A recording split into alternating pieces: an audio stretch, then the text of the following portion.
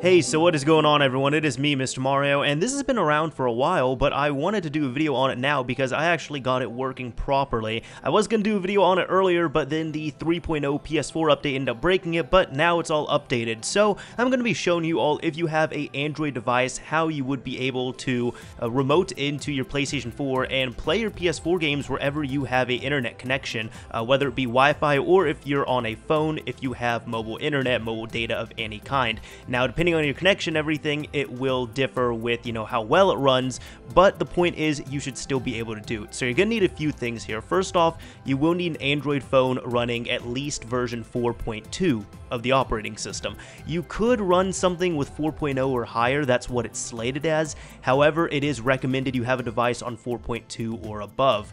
You will also need a way to install and copy over APK files, which is not hard at all. And of course, you will need a PlayStation 4 that is connected to the internet and that has the latest PlayStation system update on there. If you have all those, we can go ahead and continue. So what you want to do is you want to go ahead, come to this page that I have linked down below in the description, and you can come down here where you could go to the download section and you can pick the latest version that is available. So you can either download from Mega or from MediaFire. I prefer MediaFire. Now you can either download a version of Remote Play that has the buttons on it, so you'll have buttons on screen, or you'll have invisible touch buttons. You will see the buttons in a demonstration later on, and then you can decide, and you just have to pick one of these and install it. And if you don't want the buttons, or you do, you can just uninstall it and put the other one on. But anyways, all you need to do is go ahead, click the latest download available, go ahead, download it from here, and then copy it over to your Android device.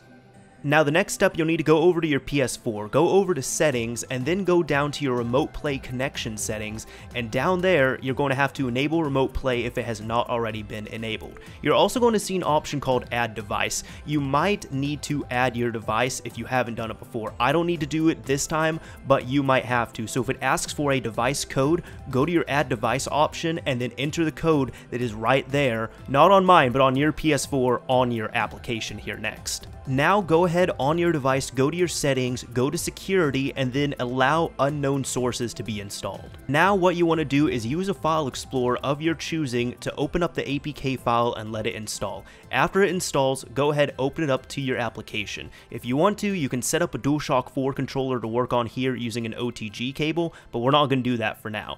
Go ahead and go into your settings first off and tweak them as you like. What I recommend doing is going to video quality and bumping up the resolution and bumping up the frame rate. That way you'll have some nice smooth gameplay if your connection allows.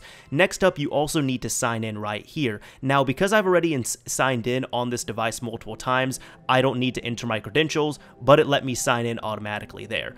After that, go ahead and hit next right there as the first option, and you will now be able to connect to your PS4. Now your PS4 has to be on, or it has to be on rest mode, but it does need an active internet connection going to it. So that's actually a nice thing. If your PS4 is running on rest mode, you can go ahead and keep it running in standby mode like that, and then you can turn it off and on using this app right here. Now after about a minute or two of waiting for it to connect, it should connect you to your PlayStation 4, and after that you're home free. You're able to now play your games in, if it maxes out right here, 720p 60 frames a second. Now the only thing is, occasionally you'll have some network interruptions, or it might lag a little bit, and there is a noticeable time delay, which is extremely noticeable when you play games such as Until Dawn or anything that does require QuickTime events.